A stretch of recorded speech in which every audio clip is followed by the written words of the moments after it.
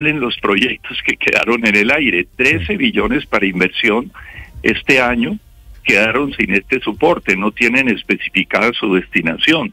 Y como le decía, allí hay para la ANI, o sea, para proyectos que están vinculados al modelo de asociaciones público-privadas, 7.3 billones de pesos, para el INVIAS 3.2 billones de pesos y para los sistemas masivos de transporte 1.6 billones de pesos. Yo podría mencionarle una serie de proyectos como por ejemplo el anillo del macizo colombiano en el Cauca, la transversal del Catatumbo en el norte de Santander, la transversal del Casanare, la ruta de los Libertadores tan conocida entre Boyacá y Casanare, en fin, sí. Todos estos proyectos quedarían sin ningún soporte y de alguna manera pues lo que veríamos es afectada en términos integrales la inversión en infraestructura. Y ahí está lo difícil de entender en este tema, doctor Caicedo, porque quedan sin soporte incluso programas bandera del gobierno como los caminos comunitarios para la paz, que también quedaría paralizado como todas estas obras, muchas de las cuales no vienen vía concesionarios. ¿Se está pegando el gobierno un tiro en el pie? Sí, pero reitero, yo tengo la impresión de que el gobierno está haciendo la reflexión en torno a la necesidad de expedir lo que se llama el decreto de hierros para solucionar esta problemática. Y tiene alguna lógica el hecho de que el gobierno lo haga, porque de lo contrario, como usted muy bien lo menciona, lo que está en juego no es solamente el modelo de APPs, el modelo de asociaciones público-privadas, sino todas estas obras que están a cargo del INVIAS, que no son obras que se realizan a través del modelo de concesiones, sino la típica obra pública. Y esas obras que están a cargo del INVIAS, pues si usted mira el mapa nacional, están haciendo presencia en todas las regiones del país. Este es un asunto vinculado a un tema de técnica jurídica que creo que hay que resolver y no somos nosotros del todo pesimistas en el sentido de que el gobierno pueda estar pensando en expedir ese decreto de hierros lo más pronto posible. ¿Ese decreto de hierros, doctor Caicedo, incluiría todas las obras que hoy podrían verse potencialmente paralizadas, en su opinión? Se lo pregunto porque es lo que la norma exige. Es justamente lo que no se hizo. Si se expide, tiene que tener todos los elementos. Y evidentemente todas estas obras puntualmente deben quedar especificadas en el decreto de hierros. ¿Qué lo hace pensar, discúlpeme Ricardo, sí, que esto es un hierro, doctor Juan Martín, y que no es una posición política alrededor de asignación de recursos? Pues lo que me hace pensar con cierto sentido de optimismo pragmático, Néstor, pues es el hecho de que ni tan siquiera las obras en las que ha pensado el propio gobierno nacional, el gobierno del presidente Petro, que fueron discutidas durante las semanas en que se tramitó el plan de desarrollo en el Congreso de la República, ni siquiera esas obras, que como digo fueron producto de unas sugestiones hechas incluso por la bancada del Pacto Histórico en el Congreso de la República, cuando se tramitó el presupuesto general de la Nación, ni siquiera esas obras tendrían la posibilidad de ponerse en marcha, de tal manera que eso es lo que me hace pensar a mí que esta solución definitiva pues es una solución alrededor de la cual está haciendo reflexiones el Ministerio de Hacienda. Tengo allí una diferencia de fondo con usted. No sé si usted oyó el discurso del presidente Petro ayer. Excúsame, Néstor, ¿no le escuché? Sí, digo porque lo que dijo el presidente Petro ayer me hace pensar a mí que esto es un tema político y no técnico, y no van a reconocer hierro, doctor Juan Martín, porque él dice que las obras públicas en Colombia se han utilizado para valorizar predios de la gente más adinerada, de la gente más rica, y dice que son unos funcionarios que no tienen legitimidad popular, que bloquearon el presupuesto como una forma de chantaje por obras. Es decir, no creo que el presidente Petro esté la verdad. Bueno, y dijo el ministro de Hacienda que esto era instrucción del presidente Gustavo Petro. No creo que haya en la Casa de Nariño intención de reconocer ningún hierro. Pues nosotros estamos entrando en contacto hoy con los funcionarios del Ministerio de Hacienda y permítame mantener una pequeña dosis de optimismo, porque lo que están en juego, repito, no son aquellos proyectos que vienen desarrollándose desde hace algún tiempo vinculados, por ejemplo, al modelo concesional, sino una serie grande, muy importante de obras que son producto de la conversación del propio pacto histórico en el Congreso de la República durante las semanas en que se tramitó el plan de desarrollo en el Congreso. Conexión Alta Guajira, por ejemplo, la conexión entre Neiva y San Vicente del Caguán, el anillo del macizo colombiano en el Cauca, Puente Arimena, el Viento, que es una vía fundamental en el Bichada. Yo le pondría aquí sobre la mesa un sinnúmero de proyectos, repito, que son producto de una conversación en la cual participó el pacto histórico durante el trámite del presupuesto. Doctor Caicedo, teniendo en cuenta que usted es el interlocutor, porque estamos hablando de obras públicas, ¿ha hablado de este tema en estos días recientes con el ministro de Hacienda?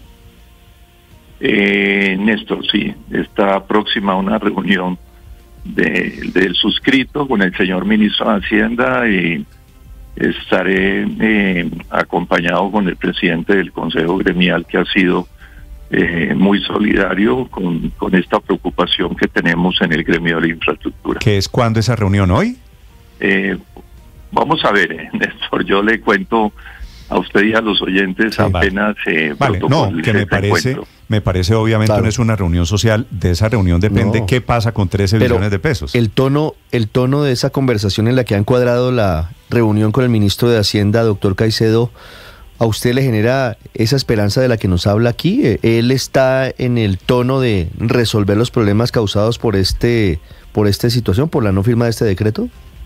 Pues mire, el solo hecho de que podamos conversar es la demostración de que eventualmente se puede llegar a un entendimiento. Aquí lo que está en juego no es el interés específico de un gremio, es el interés fundamental de un sinnúmero de regiones del país que tienen una expectativa grande en torno a la posibilidad de que obras que tradicionalmente han sido reclamadas por esas regiones se vuelvan una realidad.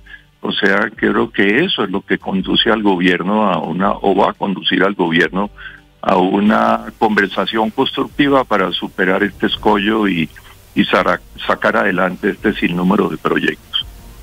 Este sinnúmero de proyectos. Una última pregunta, doctor Juan Martín Caicedo. ¿La plata está en estos momentos atrapada allí, esa plata que es parte del presupuesto de inversión del sector transporte, y no se puede entonces mover a ningún otro lado? ¿O es posible que el gobierno pueda tratar de hacer otra cosa con esa plata que de momento está atrapada ante la falta de un decreto y en concreto del anexo de cómo se reparte vía vigencias futuras? Claro. No, legalmente no se puede mover a otro lado, porque ya el plan de desarrollo donde quedaron determinadas y planteadas y especificadas estas obras fue tramitado legalmente en el Congreso de la República, de manera que no se puede hacer, dijéramos, un trasteo de esos recursos a otro sector de la economía o a otro tipo de propósitos distintos al de la infraestructura de transporte. El tema del sobrevuelo de los ministros de Hacienda y Transporte de hace apenas horas en Bogotá, mirando desde arriba cómo está la construcción del metro de Bogotá, ¿qué le dice a usted, doctor Caicedo? Pues es un propósito informal, una interventoría de los proyectos no se puede hacer de esa manera, entre otras cosas, pues usted está poniendo un ejemplo muy interesante como es el del metro. Ustedes del aire no pueden mirar aspectos que tienen que ver, por ejemplo, con la cimentación del proyecto, y para esto existe un mecanismo que es el de la interventoría, que debe tener todos los soportes técnicos, en fin, para poder hacer una supervisión rigurosa y realmente técnica de la obra. Me parece que está bien, dijéramos, que haya un sobrevuelo, pero eso no se puede, un sobrevuelo sobre unas obras como la del metro, pero eso no puede entenderse como bajo el supuesto de que es una real interventoría al proyecto. Es una mirada aérea que, como digo, no comprende y no compromete una inspección de aspectos fundamentales de una obra como la del metro, como los que tienen que ver, por ejemplo, con la cimentación del proyecto. Claro que termina todo relacionado, todo en el mismo paquete, el gobierno decidiendo cómo van las obras públicas. Son las 7 de la mañana, 11 minutos. Es Juan Martín Caicedo Ferrer, el presidente de la Cámara Colombiana de la Infraestructura, sobre este que es el motivo del susto en el mundo de la economía. Doctor Caicedo, gracias por su tiempo y por su optimismo, además. Gracias, Néstor, a usted un saludo muy especial y a sus oyentes igualmente. Me dijo Muchas que gracias. lo suyo es optimismo pragmático, ¿no? Sí, señor. Bueno, gracias por algún nivel de optimismo. 7:11 en Mañanas Blue. Estás escuchando Blue Radio.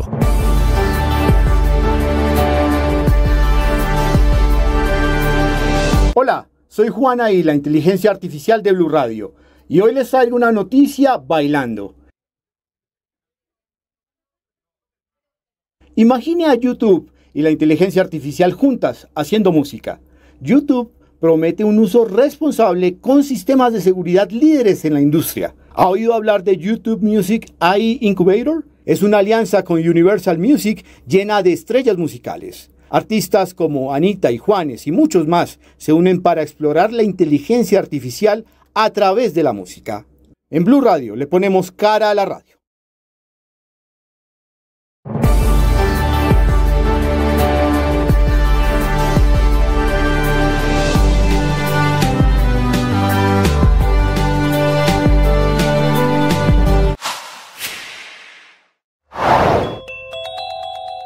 Tarde anoche el presidente Petro volvió a hablar de los líos judiciales, de sus batallas con la Fiscalía y la Procuraduría.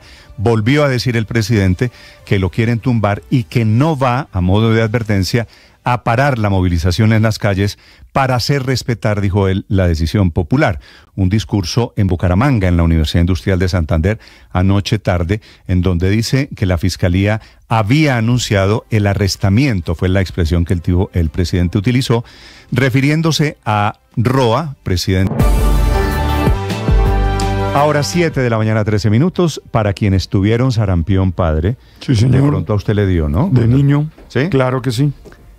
Cuando usted era niño, ¿daba sarampión y ¿Daba viruela? sarampión? Sí. Okay. ¿Ya Y no, varicela. ya no da sabe. sarampión? No, ¿Ya claro, no? claro que hay, eso es lo que le voy a contar. Ah. Está volviendo el sarampión, no solo a Colombia, no solo en América, en Europa.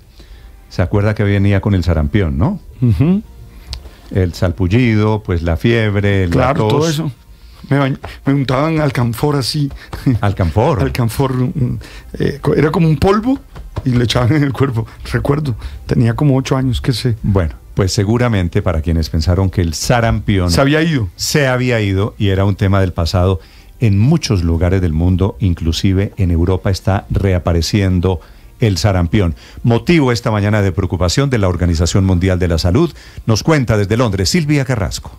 Néstor, el sarampión era prácticamente una enfermedad erradicada en Europa y ahora las cifras son preocupantes. Si en 2022 apenas se registraron 941 casos en todo el continente, en 2023 la cifra de contagiados subió a 42.200, con 21.000 personas hospitalizadas. La OMS está preocupada porque cree que esto se debe a que se vacunó menos niños contra el sarampión durante la pandemia de COVID, ya sea porque los padres no querían llevar a los bebés a los hospitales para la primera dosis, ni al jardín de infantes donde se pone la segunda, pero la falta de vacunación continúa y crece el temor de que esté penetrando el discurso antivacuna en los padres.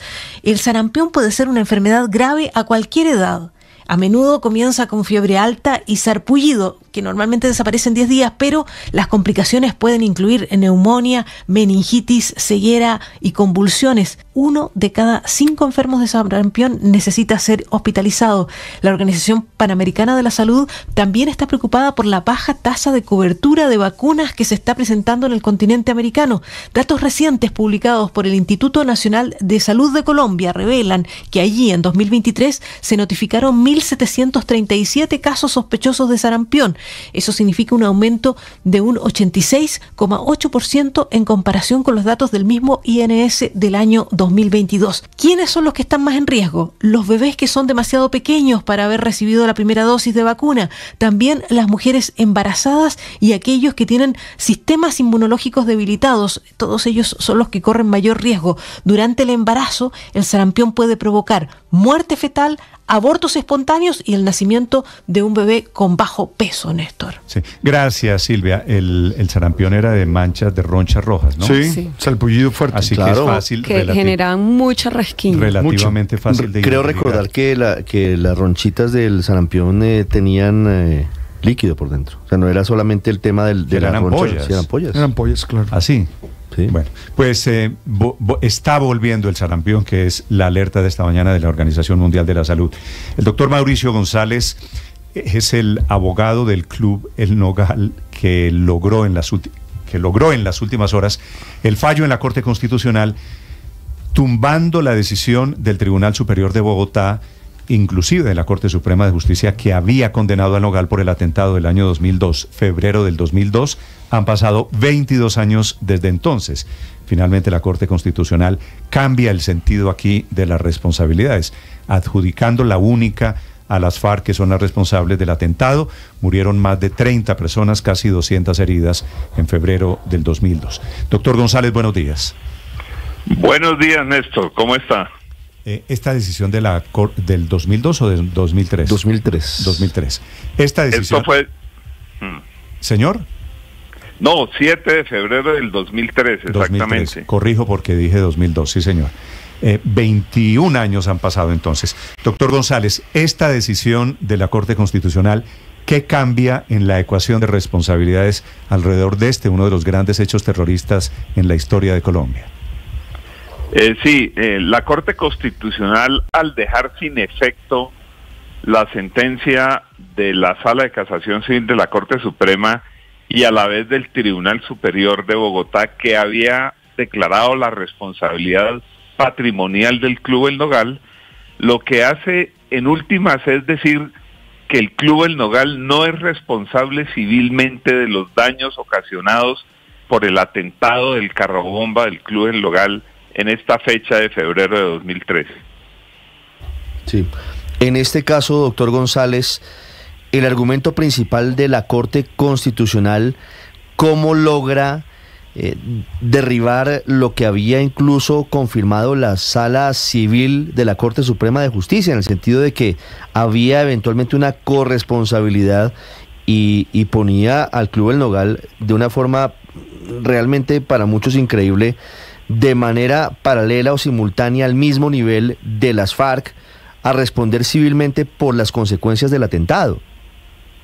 Sí, permítanme decir dos cosas previamente, que son las siguientes. En primer lugar, el Club El Nogal fue víctima, fue el blanco contra el cual se dirigió el atentado, evidentemente, y no dejaba de ser paradójico que la víctima se convirtiera en responsable en solidaridad o en responsabilidad de tipo solidario con el victimario. Eso es lo primero. En segundo lugar, quiero expresarle un sentimiento de respeto, de solidaridad con todos los familiares de las víctimas que murieron o que sufrieron lesiones ese día del atentado. Este ejercicio profesional se ha hecho con el mayor respeto, justamente por aquellos familiares hayan o no demandado al Club El Nogal, que son víctimas también, víctimas directas del hecho atroz, del hecho terrorista. Respondiéndole específicamente a su pregunta, lo que la Corte Constitucional ha dicho, de acuerdo con el comunicado, que es lo que conocemos hasta el momento, es que aquellas decisiones judiciales que responsabilizaron al Club El Nogal habían incurrido en una serie de situaciones de defectos fácticos o sustantivos, que más o menos se puede resumir en que el club tomó medidas diligentes para proteger a sus socios, invitados, trabajadores, y no se le podía exigir al Club El Nogal un estándar de protección o de seguridad hacia ellos comparable, por ejemplo, con el que se le exige al Estado, tratándose de un club privado, de una organización con fines recreativos, culturales y sociales, y en modo alguno un órgano de seguridad y mucho menos privado. Y en segundo lugar, la Corte Constitucional estableció que, habiendo sido el caso del Nogal estudiado previamente a raíz de una demanda anterior, en esta ocasión, había desconocido su propio precedente, tanto el Tribunal de Bogotá como específicamente la Sala de Casación Civil, y consideró que este desconocimiento del precedente, que consiste en no atender razonadamente con una buena carga argumental lo que se había dicho anteriormente, para explicar por qué en esta ocasión, tratándose de los mismos hechos, se falló de diferente manera, consideró la Corte Constitucional que se configuró el desconocimiento del precedente jurisprudencial, que es otra causal adicional de procedencia de la tutela contra sentencia judicial. Sí, doctor González, esta tutela que ustedes ganan, esta pelea que ganan en la Corte Constitucional, se traduce en que el Club del Nogal no va a tener que pagar indemnizaciones a las víctimas, que era lo que estaban reclamando. ¿Cuánto pedían, doctor González? ¿Quién era la familia que había demandado al Club del Nogal? No, por respeto a la familia, no, pues me entenderá, me abstengo de decir su nombre. Se trataba de una familia que legítimamente reclamó los daños que le ocasionó el atentado terrorista en cabeza de su familiar que murió allí. Claro. Repito, esto lo hacemos con el mayor respeto porque entendemos el sufrimiento y el dolor de todas las familias de las víctimas, pero lo que se entiende, como lo expresé hace un rato, es que el Club del Nogal también fue víctima, y el victimario fue las FARC. Las FARC fueron condenadas penalmente por la justicia colombiana y recientemente ante la JEP reconocieron la autoría de ese atentado. Uno diría, las víctimas tienen razón en que los repare su victimario, más no otra víctima como fue la institución Club del Nogal. Sí, vale, que de eso es de lo que se trata todo esto, de identificar efectivamente a las víctimas y a los victimarios. Doctor González, gracias por acompañarnos esta mañana, gracias por la explicación.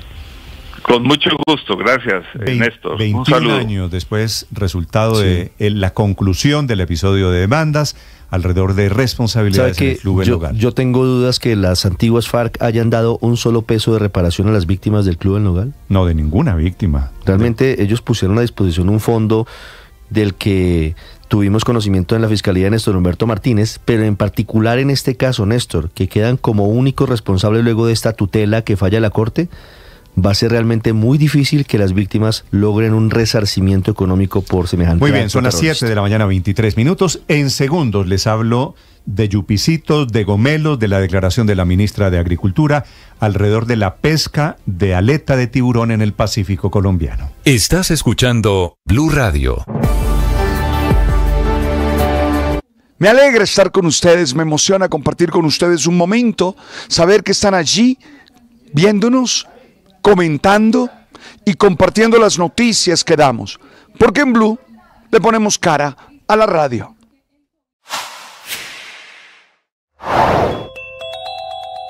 El de anoche fue particularmente un discurso muy duro.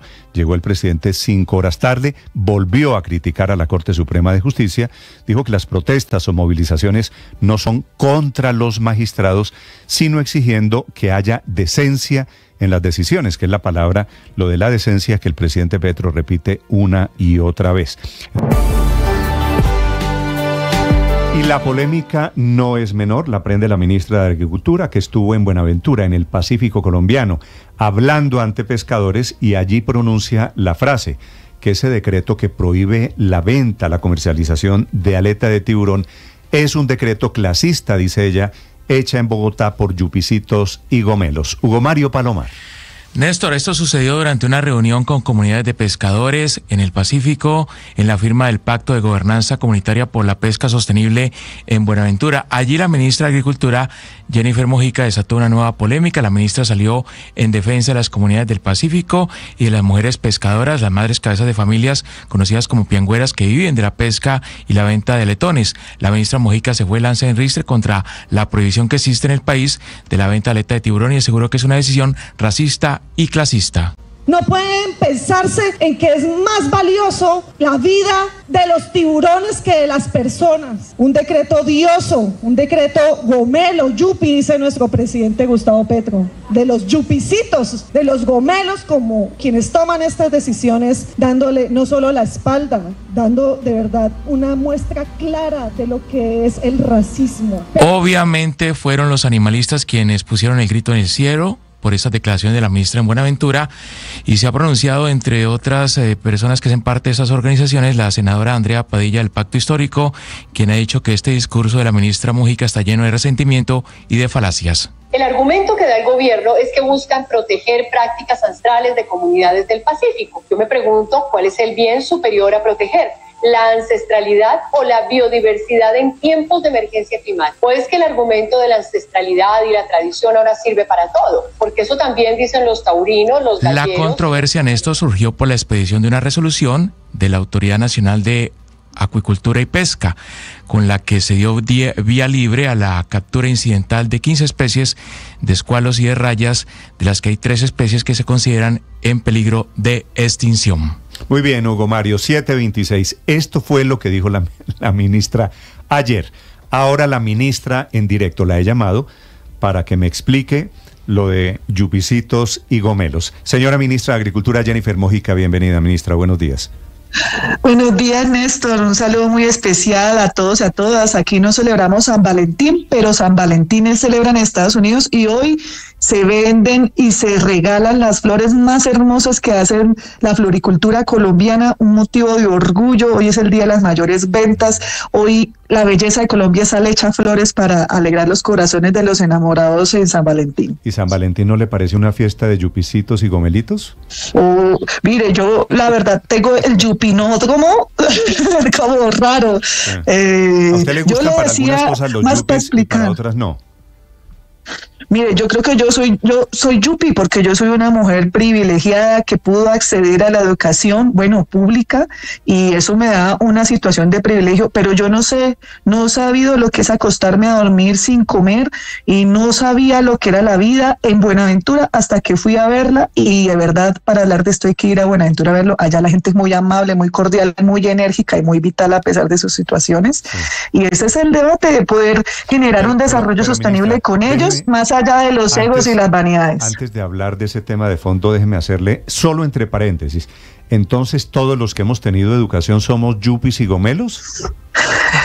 Yo no sé por qué se genera tanto ruido. Yo primero no dije que yupi y gomelo fuera algo malo. Es la manera en cómo se le dice a gente que puede tener unos privilegios y acceder a educación. Eso no sé por qué lo toman a mal. Segundo, no he dicho que nadie sea yupi o gomelo. Yo digo, yo soy yupi y gomelo. No, es que usted lo dijo en tono despectivo. Pues ministra. No, mire. Dijo, los que toman estas decisiones son unos yupicitos y gomelos en Bogotá. ¿Eso no es despectivo?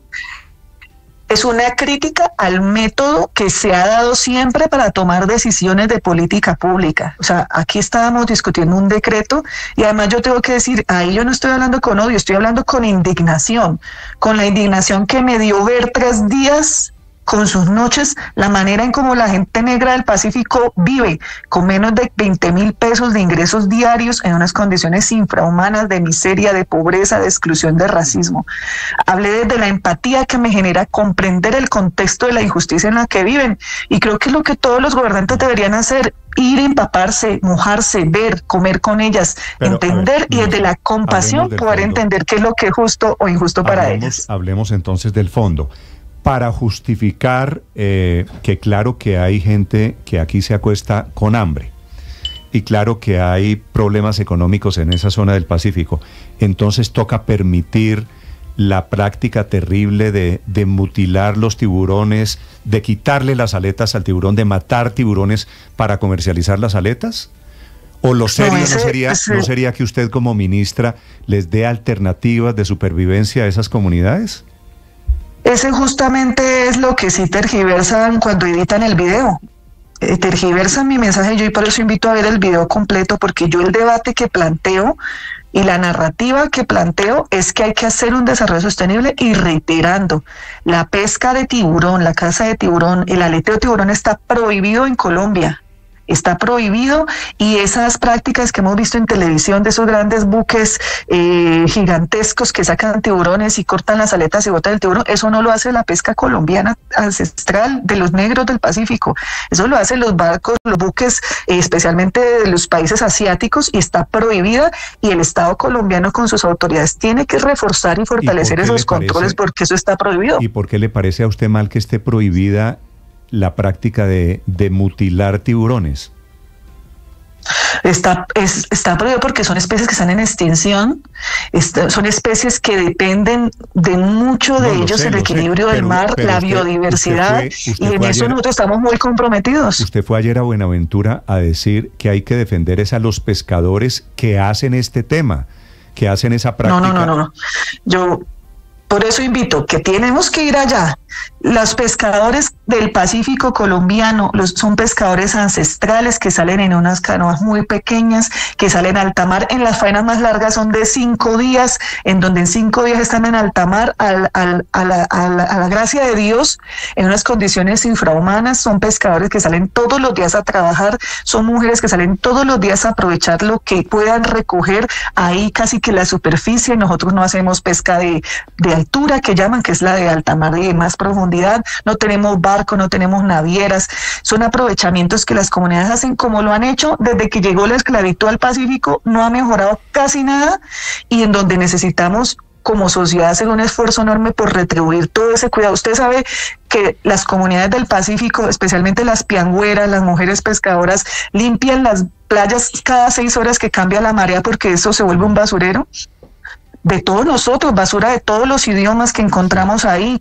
O sabe que las mujeres, por ejemplo, en Buenaventura, las platoneras se ponen como las palenqueras, pero algo menos bonito y estético que las de Cartagena, comida en la cabeza, y caminan todo el día en Buenaventura al sol y al agua para hacer su sustento. Esas son las discusiones de fondo que quedan. No, pero es que no me ha contestado la pregunta, ministra. Usted, ¿por qué es crítica con el argumento de que son yupicitos y gomelos y que son racistas y clasistas, prohibir la venta de aleta de tiburón o prohibir la práctica de mutilar tiburones en el Pacífico, que fue lo que usted dijo ayer? No, la prohibición del aleteo se mantiene y estamos de acuerdo. Somos un gobierno que busca y protege la biodiversidad. Usted era clasista y racista y que eran gomelitos, yupicitos de Bogotá los que estaban tomando las decisiones.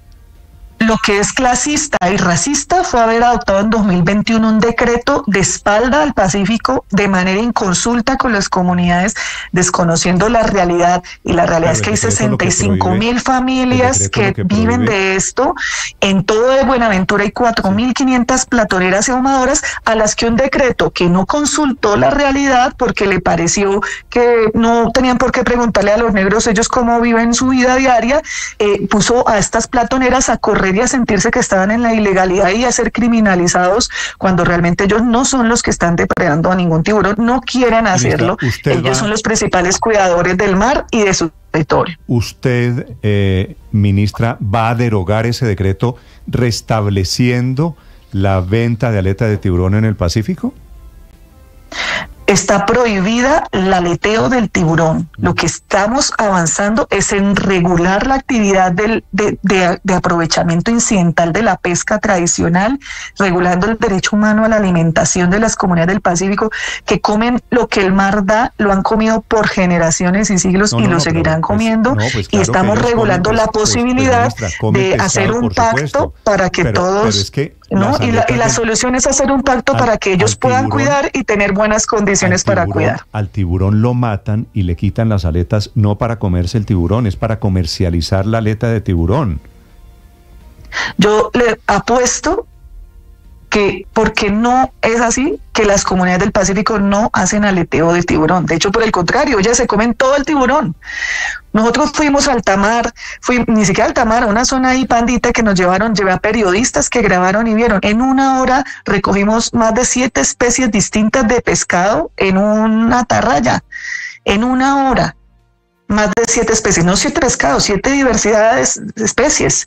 esa es la práctica, la pesca que hacen los pescadores del Pacífico, que lo hacen en unos barcos, que lo hacen en canaletes, las mujeres van hacia el manglar. Esa es la pesca que está regulando, y lo que dice es regular un desarrollo sostenible. Yo le cuento ahorita, por ejemplo, estamos en veda de camarón, hasta marzo no se come camarón. ¿Quién protege y respeta la veda del camarón? La veda es para que el camarón se pueda reproducir, pues lo hacen ellos. Los pescadores, entonces la gente. Claro, la gente. Ministra. Y allá me consta que no ofrecieron un solo camarón, es lo mismo. Lo que queremos es apoyar a la gente para que ellas cuiden y también retribuirle los servicios ambientales que ellos prestan, que se vuelvan los cuidadores, las cuidadoras del manglar, del tiburón y de toda la biodiversidad del Pacífico. ¿Qué dice el decreto de 2021? ¿Qué prohíbe?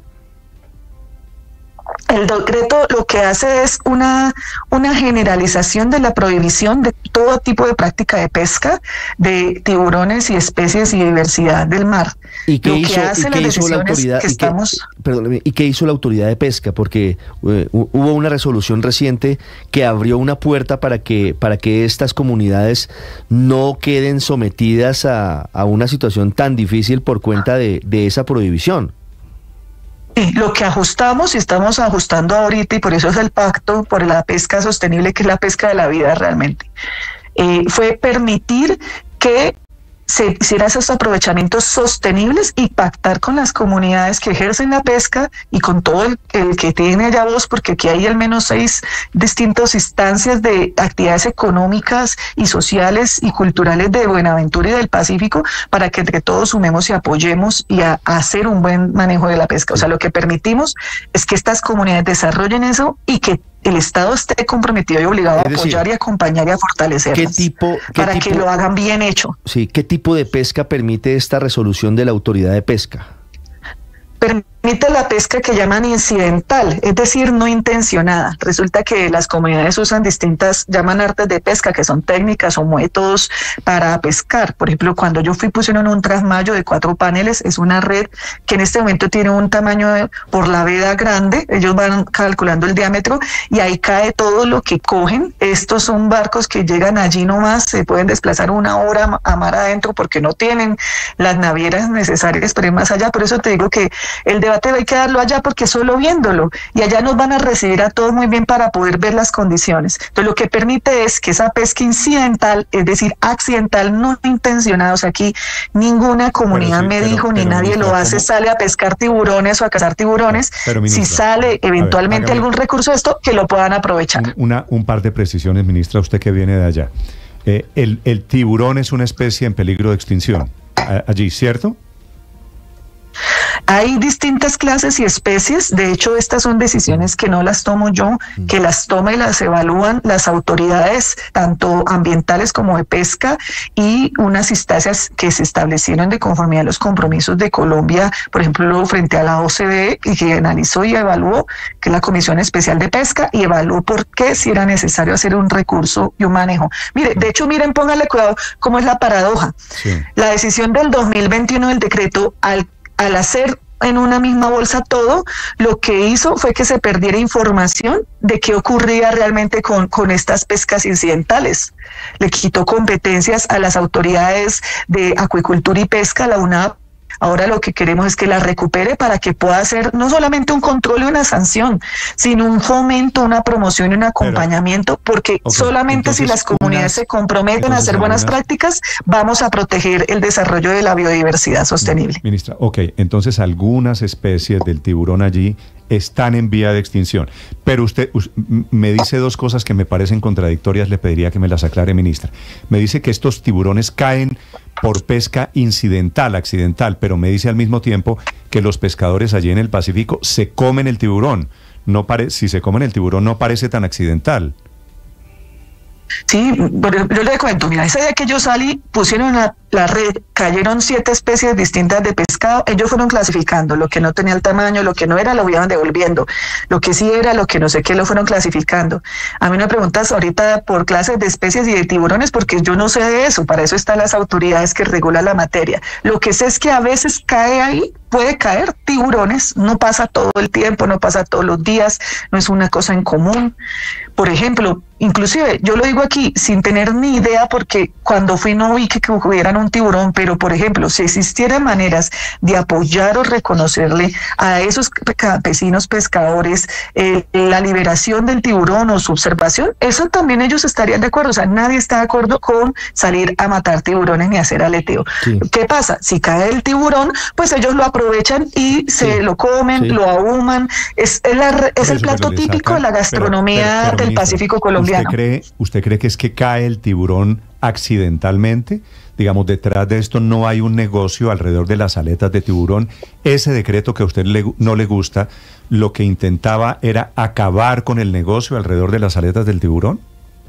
Pues fue un decreto que fue inocuo e inoperante en ese sentido. Tanto así que ni siquiera se tiene información oficial que pueda decir realmente si ese decreto contribuyó o no contribuyó a reducir la pesca de tiburón. En esto hay que reforzar los controles, reforzar también todas estas controles internacionales y de alta mar que hay que hacer con las navieras que sí hacen aleteo, y aquí a las comunidades hay que hacer una gobernanza con ellas, apoyarles a que respeten vedas, a que ellas mismas las tracen. Ellas tienen claros movimientos y cosas de información que tenemos que conformar y controvertir también con la información científica y técnica. Ya también hay universidades y centros de investigación que acompañan a las comunidades y que también hacen parte de este pacto esencial para la sostenibilidad. Ministra, en la resolución de la Autoridad de Pesca se especifica qué clase de tiburones o de rayas pueden ellos aprovechar, como dice usted, en caso de que caigan en una pesca incidental. ¿Qué especies? Es decir, sí, ¿qué tipo de tiburones? Porque hay unos que están protegidos, sí, otros no. O en general cualquier tiburón podría ser aprovechado por la comunidad. Como te digo, son decisiones que toma esa Comisión Especial de Pesca, que la toma desde el sector de ambiente también, la instancia correspondiente a los recursos hidrobiológicos, y en el Ministerio de Agricultura, la Autoridad Nacional de Pesca y Acuicultura, y que se hace con toda la justificación y fundamentación que tiene que tomar actos administrativos. Yo no sabría decirte, yo no soy bióloga marina, ni mucho menos, ni pescadora, no tengo ni idea, no he visto un tiburón vivo en mi vida, y realmente lo que me consta es que todo el mundo con el que hablamos, todos están de acuerdo en que hay que proteger no solamente al tiburón, a toda la biodiversidad del Pacífico, al manglar, y que entre todos se puede hacer, pero es muy duro si las condiciones en que los pescadores y las comunidades del Pacífico viven no les permite hacer ese cuidado, pues ahí hay que reforzar y apoyarles. Usted me ha dicho con toda la razón que de lo que se trata es de proteger también la vida de los pescadores, que es lo que le he entendido en esta entrevista, ¿cierto? Y de su forma de sobrevivir. ¿Estamos de acuerdo? ¿Cierto? Hay que proteger la vida de todo. La vida es una y punto, una misma. Sí. No hay manera, no hay manera de decir qué vida vale más o menos. La vida es la misma, una sola, y la sostenibilidad tiene que ver con todos esos ejes de desarrollo que se requieren activar. Y ministra, ¿por qué el gobierno no les da una forma de vida y ustedes tienen presupuesto y tienen las herramientas para que los pescadores no sigan sobreviviendo a punta de tiburones y del negocio de las aletas de tiburón? Claro, se trata de inversión social y de fomento. Ahora, el pacto es para eso, porque es como decirle a Néstor que deje de ser periodista. Néstor, te voy a poner una tienda y vendemos, vendamos flores, es un buen negocio. Pues yo no estoy matando tiburones, no estoy comercializando la aleta. No, ellos tampoco se dedican a matar tiburones ni a depredar. O sea, estoy diciendo, bueno, que me digan a mí, deje de ser abogada. Deje de ser abogada, pues una decisión, pero para ellos es una decisión no solamente económica, sino también de vida. Obviamente, mire, por ejemplo, ahorita, ¿sabe? En vez de camarón, la gente que tiene que vender, vende coco, cocadas, harina de coco, vende especies, vende hierbas aromáticas. Una gran industria alrededor de las cocadas o de un modelo de economía alternativo, ministra. Todo eso lo tenemos que desarrollar. Por eso, pero mientras nos ponemos a desarrollar esto, ¿sabe quién está detrás del negocio del aleteo de tiburón? No los 5 pescadores con los que usted habló en el Pacífico. Grandes. Son 65,000 familias. 65,000 familias. ¿Y qué alternativas de vida les está dando el Estado colombiano a ellos entonces? Nunca les ha dado alternativas de vida. Yo le cuento, por ejemplo, ¿sabe? Fui a un barrio de unos reubicados en Bajamar. un desastre, por lo mismo de pensar centralizadamente las decisiones y no consultar con la realidad. Ubican a gente que vive la pesca a 40 minutos de los puertos. Eso es condenarlo a la muerte. Pero ministra, usted literalmente. A ver, se lo pregunto con el mayor respeto y afecto que le tengo, ministra. ¿Usted cree que el dilema es entre la vida de un pescador y la vida de un tiburón? No, el dilema es entre qué desarrollo sostenible piensa cada uno en su cabeza. Y no hay una única idea correcta. Hay que hacer un pacto y un acuerdo entre todas las visiones, porque si nos pensamos en una solución única correcta, pues no la podemos hacer. Mire, usted lo dijo, usted tiene toda la razón, Néstor. La solución a esto pasa por mejorar las condiciones de toda la vida de la gente. Aquí estuvimos con Ministerio del Trabajo, con Ministerio de la Igualdad, con Ministerio de Ambiente, con Ministerio de Agricultura. Nos falta el tema también de vivienda y saneamiento de agua, y saneamiento básico potable, el tema de basuras. Estuvimos con la gobernación, con mi municipio. Es realmente un desarrollo integral humano que permita poder generar las condiciones para que la gente viva mejor y cuide así mejor el mar. ¿Sabe qué me preocupa de su dilema, ministra, entre la vida del tiburón y la vida del pescador? Que usted coge todas las batallas alrededor del tema animal y da lo mismo. Y entonces no prohibimos las peleas de gallos, pues porque detrás de las peleas de gallos también ahí está la supervivencia de los galleros. Y entonces los toros, está la supervivencia. No es lo mismo. No es lo mismo, Néstor, porque no puedes comparar las condiciones de vida de la población afro pobre del Pacífico colombiano y las mujeres platoneras y humadoras con las de un taurino. No, ¿usted cree que los taurinos y la gente que vive de los toros no aguanta hambre? De toros de casta, no sé, creo que no sé. Pues tocaría claro revisarlo. No, claro que ministra, y detrás de los galleros. Y además ese no es el dilema. El dilema es lo vuelvo y lo digo, el dilema no es toda la vida son igualmente importantes. Siempre hay gente humilde también, ministra. El tema no es, el mundo no se divide entre ricos y pobres. Y entonces. No, el dilema es cuál es la noción de desarrollo sostenible. Para algunos pesa más que el desarrollo sostenible es prohibir entonces que los pescadores del Pacífico puedan comer y vivir del mar. Para otros será al revés. Aquí no hay una única solución. El desarrollo sostenible es de todas las perspectivas y punto. Se han intentado múltiples fórmulas y soluciones. En el papel podemos prohibirlo y no pasa nada. La manera de hacerlo sostenible es viendo todas esas perspectivas y claro, es un esfuerzo monumental de todo el Estado, no solamente nacional. Ministra, para terminar, ¿usted planea o el gobierno planea derogar ese decreto del 2021, gobierno anterior, que a usted no le gusta, el de los yupicitos y gomelos?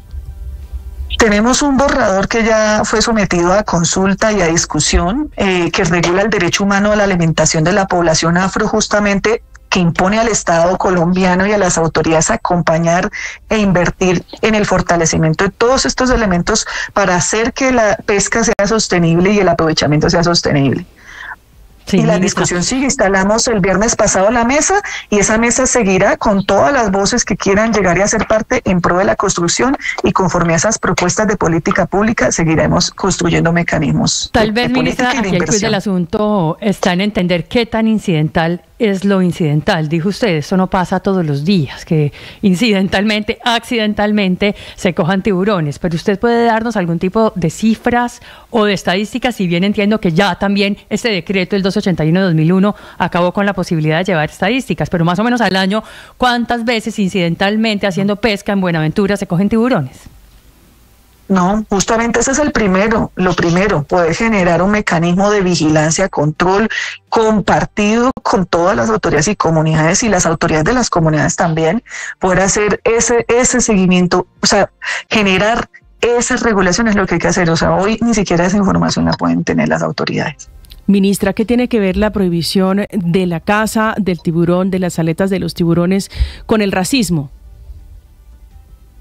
Pues mira, yo solamente por poner el debate entre cuál es la noción de desarrollo sostenible que tenemos, entre la necesidad de articular el conocimiento científico, técnico, con el ancestral, y entre la necesidad de que las políticas públicas se toman en territorio con todas las comunidades siendo escuchadas y no de espalda a ellas, ya me gano una horda de furia. Ahora imagínate No, ¿Qué ministra, pensarán las mujeres negras del Pacífico? Usted dice, quiero leerle sus comillas, ministra. Usted dice es un decreto odioso, un decreto gomelo, un decreto yupi. Dice nuestro presidente Gustavo Petro, de los yupicitos, de los gomelos que toman decisiones dándole la espalda, y es una muestra clara de racismo. ¿Cuál es el racismo, ministra? Porque no entiendo si es una discusión técnica, es una discusión científica. ¿Cuál es el racismo que usted ve en esta prohibición? El racismo es lo que me consta y lo que vi allá con las comunidades, y que invito a todos los que quieran ir a verlo allá, porque es muy fácil hablar y discutir de los problemas desde lejos todos somos valientes, desde lejos de los problemas, pero verlo allá como es el diario vivir de las personas, eso es racismo. Gente que no tiene una vida digna, gente que no tiene ingresos dignos, gente que su actividad, la única que sabe hacer, que ha sabido hacer sus abuelas, sus ancestros, y que le pueden enseñar a sus hijos, de la noche a la mañana fue criminalizada y penalizada.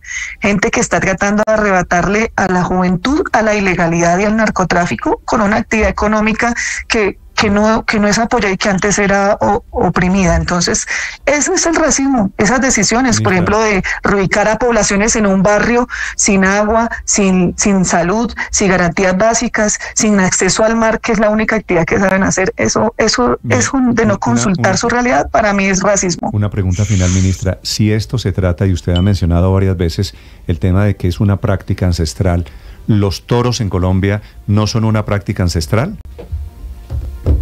Uy, no, yo de ese tema no lo he estudiado, no se me ha puesto sobre la mesa. Yo le digo que llevamos todo este mes discutiendo con el Pacífico de las cosas, y lo estamos discutiendo en toda la costa. No, miren esto, yo no me voy a... No es una excusa, es una realidad de 65,000 familias pescadoras, de 4,500 ahumadoras y platoneras, de 30,000 piangüeras. O sea, es una realidad de todo el Pacífico colombiano. Es una realidad que es latente y palpable. Cualquiera puede ir allá. Vaya, si quieren ir, podemos ir. Tenemos que ir y hablar con ellas y discutir. No se puede extrapolar, no hay un punto de comparación. ¿Y por qué no hay punto de comparación, ministra? Me parece que es perfectamente comparable. Aquí también los toros sobre los cuales hay decisiones judiciales son una práctica ancestral. De los toros también vivía muchísima gente. O le pongo el ejemplo entonces de ¿qué quiere? De las corralejas, por ejemplo, que también me parecen a mí.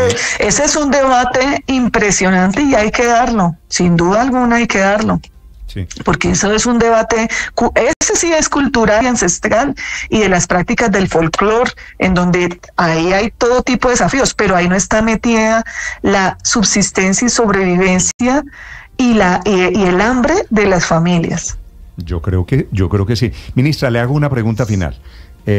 La ministra, su colega en el gobierno, hay ministra de Agricultura, y usted está bien, me parece, va al Pacífico y defiende a la gente, a los pescadores, a las pescadoras allí en el Pacífico. Me parece que es un debate muy interesante.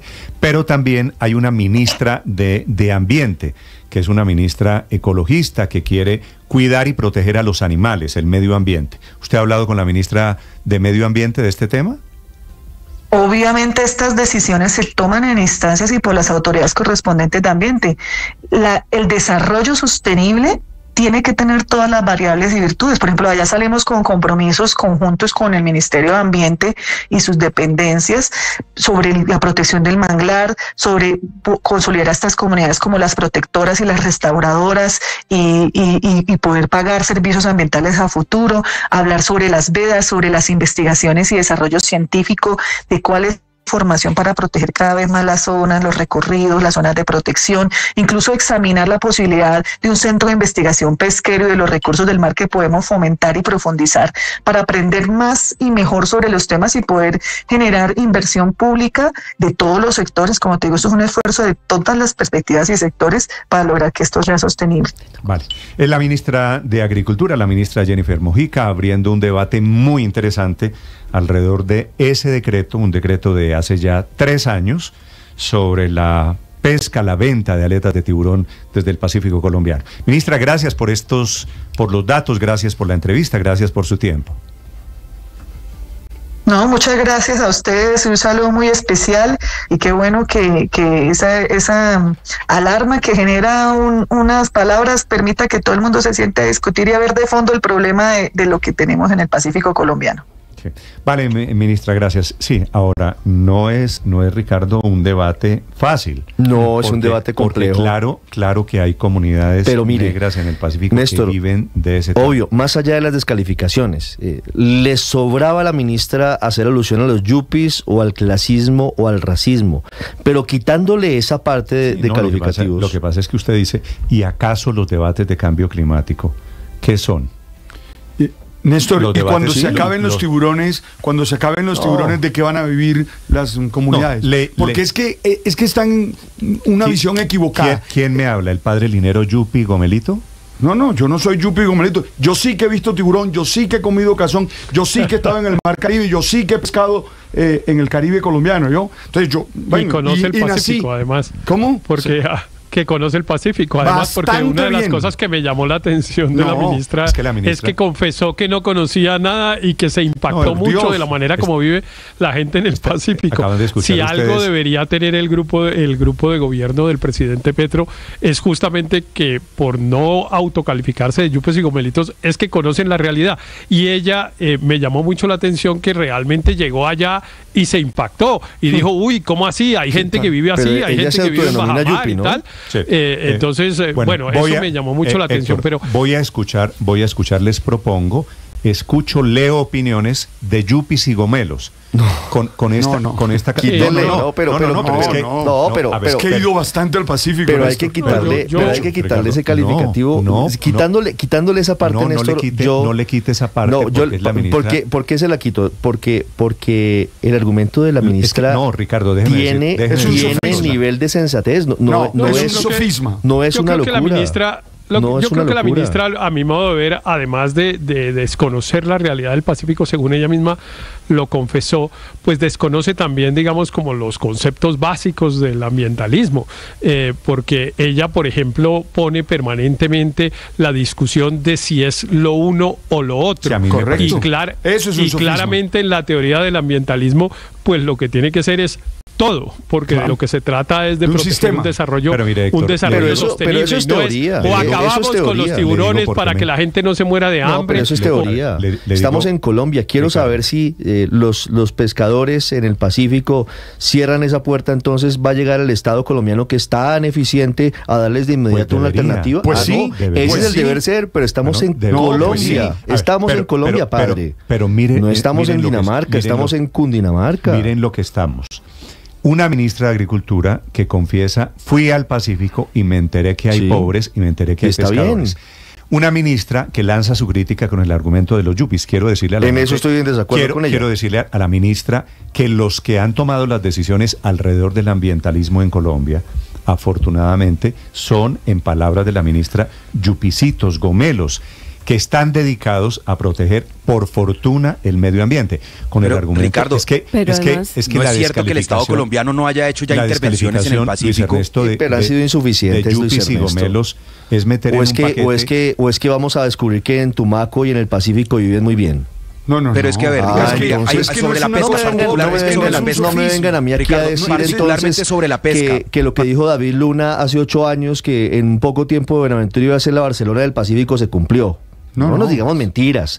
Está abandonado hace siglos. Entonces, no vengamos a salir aquí con que Colombia es capaz, si no es capaz en las grandes ciudades, Ricardo, de intervenir. Es un poco maniqueísmo decir, o es desarrollo solamente hasta cuando Buenaventura sea Barcelona. No, obviamente es un argumento para agrandar el asunto. A los tiburones. Pero Ricardo, mira, detrás de esto hay un gran negocio alrededor de la práctica de la caza ilegal de los tiburones y la conservación. No, pero es la misma. Y es que el Estado ya tiene la fórmula, Néstor, y yo creo que la ministra plantea un falso dilema donde supuestamente hay que escoger entre la subsistencia de las comunidades y la pesca de tiburón. Y no es cierto. En Vallasolano, un poco más arriba en el Chocó, encontraron con apoyos gubernamentales de la misma agencia de pesca, del Ministerio de Agricultura y obviamente de particulares y empresas privadas, de pesca sostenible que dejaron de utilizar la red,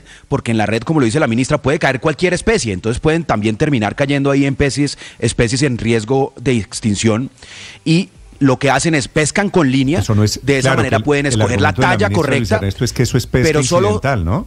Claro, pero ¿sabe por qué lo pueden hacer, Néstor? Porque tienen entonces, cuando llegan al puerto, cuando llegan al pueblo, tienen cavas frías, tienen sistemas de cadena de frío que le permite vender ese pescado a buen precio en lugares donde pagan por ese tipo de pesca. Entonces, claro que la respuesta no es permitir que se pesquen tiburones, la respuesta es invertir para que haya la infraestructura, para que el valor de esa pesca artesanal, el valor de esa pesca de comunidades negras, dirigido a aquellas especies que se pueden pescar en los tiempos en que se puede pescar, salga bien. Y Néstor, yo sí no me puedo quedar con algo, y es que ese cuento de yupicitos, ¿qué es un yupi? Un yupi es un joven urbano profesional, esa es la sigla de yupi. Sí. Los electores del presidente Petro fueron yupis. Es que no se equivoquen, la clase media colombiana no son millonarios ni viven en los clubes del norte de Bogotá como afirman. No, los electores del presidente Petro tienen inquietudes sobre el cambio climático como los tiene el presidente. Luis Ernesto, sobre esas discusiones de qué vamos a hacer de manera sostenible, Néstor, es que hay que... En esta tontería de país en el que vivimos, se volvió aquí a decir, yupis, fíjese lo que dijo la ministra, que es aún peor, yupis son los que tienen educación. Tal cual. ¿No es verdad? Y entonces, si usted tiene educación, es malo, porque usted ha recibido el privilegio de la educación. Pues claro que he recibido el privilegio de la educación. No, yo estoy preocupada por otra cosa. Lo que pasa es que no me parece que sea motivo de la descalificación de que las decisiones las toman yupicitos y gomelos. Con ese criterio... no solo los electores de Petro, pues las grandes ciudades, todos aquí somos yupicitos, yupicitos gomelos. Los escucho, la cuenta Blue Radio Co, los leo, mi cuenta Néstor Morales. A mí me preocupa otra cosa. Para quien quiera opinar. La ministra es provocadora. No, pero yo estoy preocupada por otra cosa.